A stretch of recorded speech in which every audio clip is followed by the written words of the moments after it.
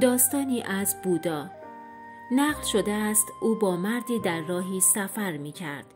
آن مرد سعی داشت تا با بی احترامی، توهین و واکنش‌های تند و زننده این معلم بزرگ را بیازماید.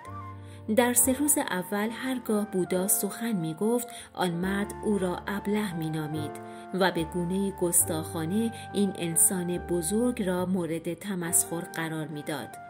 سرانجام در پایان روز 3 آن مرد تاب نیاورد و از بودا پرسید: با وجود اینکه در 3 روز گذشته من فقط به تو بی احترامی کردم و تو را رنجاندم، چطور می توانی رفتاری سرشار از عشق و مهربانی نسبت به من داشته باشی؟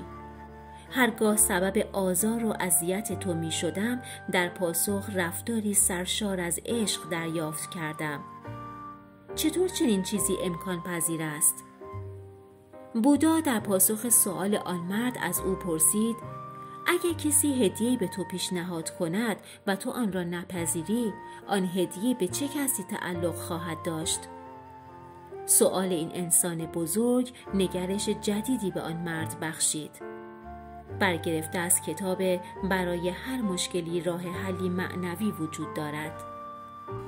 ممنون که ویدیو رو تا انتها تماشا کردید. خوشحال میشیم ویدیومون رو لایک کنید و چنلمون رو سابسکرایب کنید.